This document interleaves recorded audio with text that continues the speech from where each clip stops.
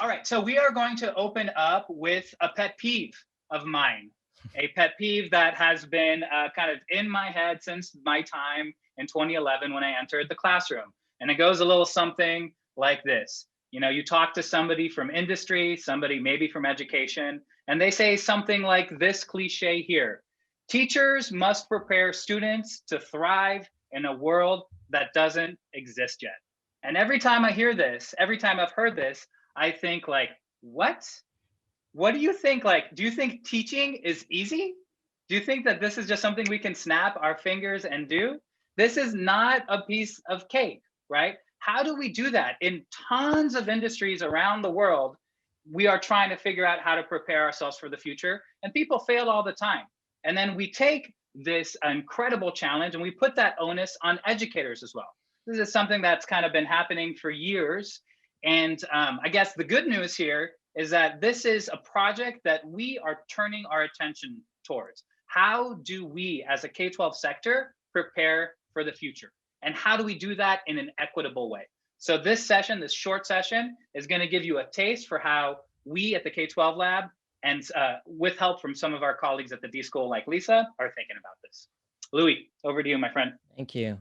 Yeah, that's a ton of pressure, but we're thinking through it, as I'm sure a lot of you are as well. And so, like many of you, I'm sure I wake up and the first thing I think is, you know, what exactly is the intersection between futures, design, and equity, right? It's a question we all ask. Well, maybe not, but more and more we're starting to ask this question because it's really important. And I've done my best to try to simplify it by saying, well, it's kind of like thinking what might happen and what you would need when that happens. And then how do you kind of take care of all the folks during all the happening that's, well, happening, something like that. All right, maybe that's a little bit confusing, but let's try to break each of these down. And I think that will at least get us closer to understanding what this intersection actually is. All right, so futures. We talk about futures as this fancy new thing.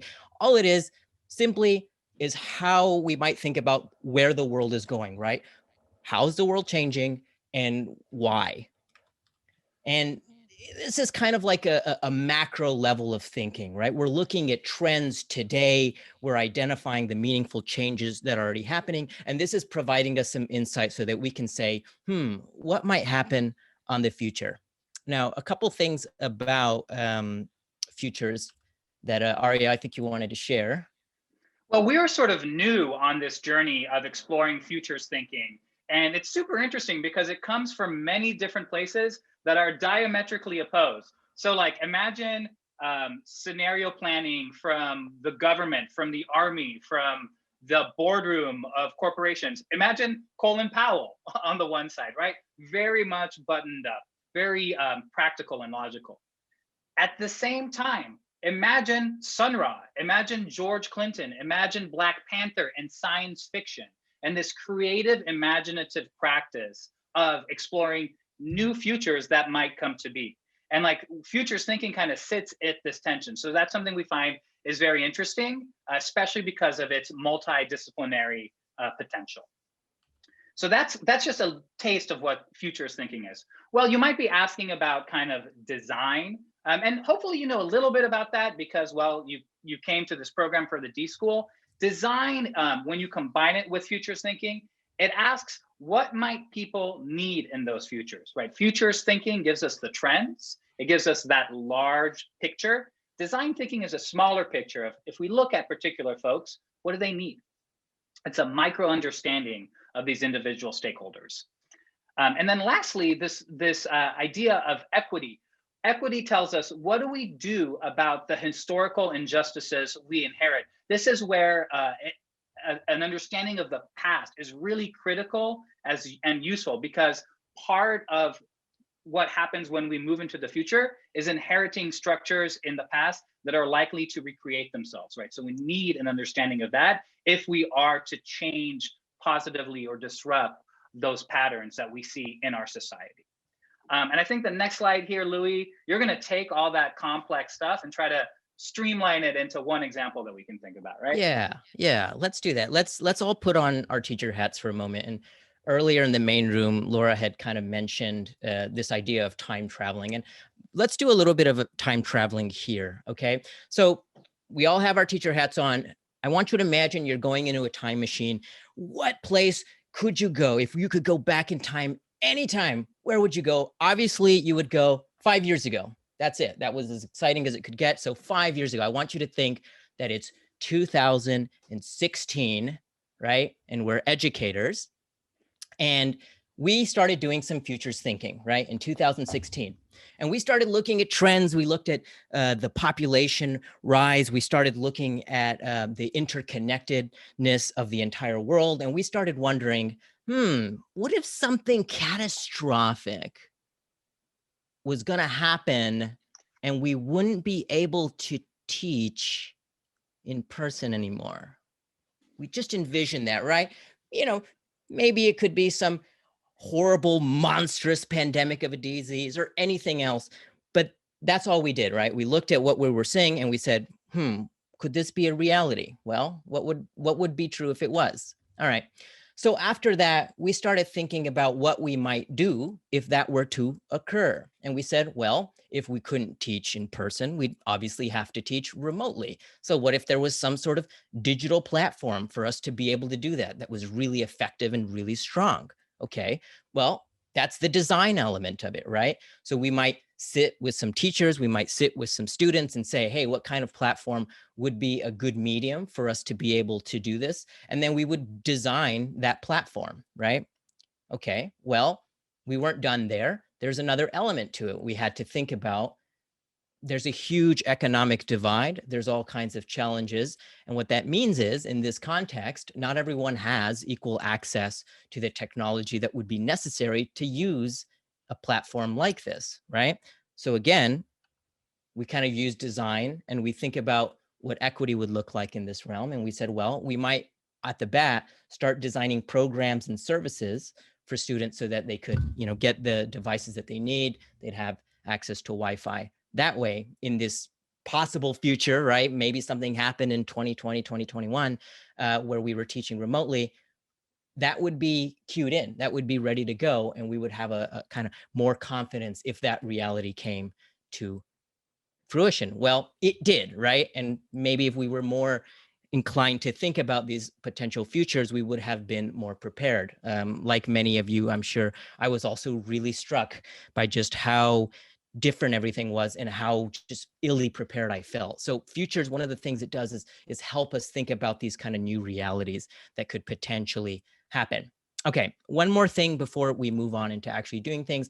I've presented this in a way that's somewhat linear, right? Oh, you do futures thinking first, and then you do design, and then you do equity. Well, it's not always the case. It can be a lot more cyclical in nature. And I think you can start by thinking about equity of the past and of the present, and that might get you thinking about the future, and then you could draw and design, or you might be designing something and be able to kind of move into futures thinking and equity. So that is to say that they might be happening all at once or one. There is no kind of one process. This is just one way of looking at it. But of course, it's going to be a lot more dynamic in real life. Okay, so if that much is clear, let's actually try some things. All right. Okay. So Ariel, do you want to tee up the activity? Maybe just say a little bit about what it is, and then we can start. Sure. So what we're going to be doing here is we're going to be using the website to contain all the resources. So everything you need to do for this activity is in the website. So if you don't have that link, I'm just going to put it one last time into the chat. It is here. The password is 2021, the year of today, and that's what you'll be using. We also will have a series of instructions. I'm going to paste the instructions in just a bit. So I'm going to kind of walk through it, but know that they'll be pasted in the chat. They'll be available to you. They're not super complex, but rather than like putting you in a breakout room and bringing you back, we try to just do it as one fell swoop. So you are going to be in a group with like 3 or 4 other people. And ultimately, what you're going to want to get to is a sort of scenario of the future, perhaps even a far out, radical, or ridiculous scenario of the future. and then to kind of examine it from an equity perspective. In order to do that, we are going to start with trend cards. So you are going to have 3 roles. One person in your group, you're just kind of following the instructions, making sure we're keeping time. Second person, you're going to be the trend selector. So you're going to look at the trends and pick 2. And the third person is going to be a Google Slide scribe. You're just going to kind of transcribe what's happening in your group discussion in Google Slides. So Louie, for this activity, why don't you be the trend selector? And if you can just share the Futureversary website and find that trend card page at the very top. Absolutely. All right. So here's the Futureversary website, which everyone has access to, of course, how they got here. And up here is the trend cards. So I'll click that. Okay. And now I have a number of cards, well, 8 in fact, and you want me to select 2, correct? Yeah, so the trend selector is just going to kind of take a look at these. Maybe they'll read it out loud so the whole group knows what's happening, and they're going to select 2 cards. Okay, so let's see. I like this one. It says tribalism tears social fabric, and it says increased economic and national globalization has led to increased tribalism at home. Citizens lose trust in one another, and militias spread rampantly across the US, causing a rise in domestic terrorism. That sounds pretty spot on. And then I'm going to just kind of go through a random one. Let me just do the one below. And it says the Internet of Everything. So internet enabled devices and empowered by artificial intelligence become more and more common. Data-rich algorithms gather more information and seek to optimize our lives. Okay, great. So that's awesome. Louie gave me 2 trend cards. What I'm now going to do is I'm the Google Scribe. I'm just going to share my screen. This is that same website. I'm just scrolling down and it says scenario slide deck. So I'm going to start right here. It's going to prompt me to make a copy. I'm going to make a copy. And now we have our Google Slide tool. So each of your groups will get to make your own copy. Now, the 2 trends that Louie talked about one was tribalism, wasn't it, Louie? Yes. So I'm going to put tribalism. I'm just going to pick one of the axes. It doesn't totally matter. This is going to be tribalism and tribalism on the x-axis. What was the other one? It was the internet of everything. Yeah. Internet of. So let me make this the internet of everything. And this is the internet of everything. So I just took those trends that Louie suggested, and I put them on these 2 axes. But for those math teachers like me, you'll know that this has a kind of positive and negative. So I'm going to say this is positive. This is going to be tribalism increases. And this, let's say tribalism decreases here, right? So one is going to be kind of intense and one is going to be milder. And here, maybe say like, we have fewer connected devices. And here we'll have all devices are connected. And again, this is all in the instructions. I'm basically just thinking, what are the extreme and the mild versions of these trends? And now Louie and I are going to just talk through. We have 1, 2, 3, 4 different scenarios. We're just going to kind of talk these through. So Louie, all devices are connected and tribalism increases. What does that sound like to you? It sounds on one, it's almost kind of backwards on one hand, because you would think as tribalism increases, we'd get more disconnected to the outside world. But also, you think about Twitter, and that almost feels somewhat what's happening. But I think things could get a little scary if that were the case. Yeah, so over here, we have these kind of scenario descriptions. You said the word scary, so I'm gonna think of this as kind of like a collapse scenario. Like this is one where it seems like things are kind of hyper changing. There's a lot of tribalism and these devices that are connected, like they could be causing war or conflict across groups. Yeah. Now, over here, we have all devices are connected by tribalism decreases. So to me, that sounds a lot rosier, right? We have like a hyper-connected world, but we have less tribalism. Yeah, so we're more like a global kind of connectedness. I would actually think that might be Thrive. Yeah, so I'm just going to grab this title here and bring it in, and that's Thrive. Now here we have tribalism decreases and we have fewer connected devices. You know, that sounds a little bit like today, except maybe even like a going back in history. So what would we call that? We might call that something. I think these titles don't exactly work. We might have to write our own here, Louie. So tribalism decreases and fewer connected devices. This is like regression or something. A regression. Maybe call it like a peaceful tech regression, because with that tribalism decreasing. And then tribalism increasing and with fewer connected devices. I'm actually going to take this and flip it. This is going to be a not so peaceful tech regression. Yeah. So that's basically the core of the activity. You're going to do that in a group. And then the last thing you're going to do is grab one of these scenarios and you'll kind of describe it here. You're going to be doing this in conversation with your group. Of course, you'll have way more time than Louie and I did this. And you'll get a description for what this scenario might sound like. After that, there are just a few debrief questions here for you to think through that are really kind of equity focused.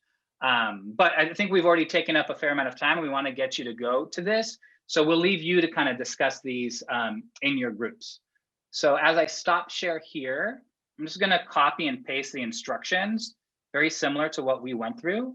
Oh, it won't let me copy and paste, will it? That's surprising.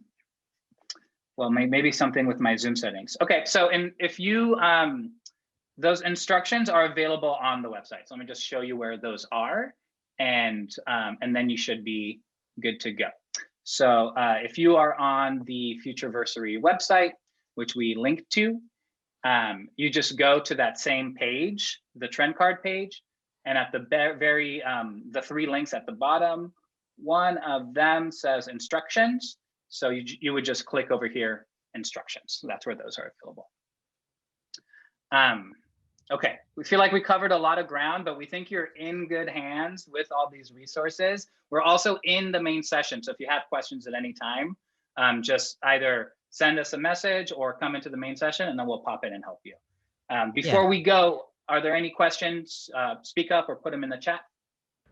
Hey, thanks for explaining that, guys. I'm curious how much time we're going to have to do this as a group. Yes, let me just check. We didn't get an update from them, did we? We're gonna give this at least 15 minutes, and we'll let you know. We might add time. So do you have at least 15 minutes? Yeah. Any other questions? Yeah, are you moving us into groups, or are we supposed to do something? We're gonna move you automatically, so you nothing to worry about there. Your first task will just to be kind of assigning those roles that Ariel had mentioned. And that will be in the instructions as well. Okay, anything else? You know, I'm trying to do the open up the scenario slide deck, and it prompts me to make a copy, but then it's not actually letting me make a copy. Like I'm getting the prompt and I'm clicking, but nothing is happening. I mean, I use Google Slides daily, so I know how to use it. So I'm not sure if anybody else is having this problem, but it's just not letting me make a copy. Okay, that's strange. It shouldn't be doing that. I'll check the sharing preferences. Can anybody give me a thumbs up if they did get it, or put in the chat? It just takes a second. Okay, so probably maybe somebody else in your group will be able to do that part if you can't do it, because only one person in your group will need to do that.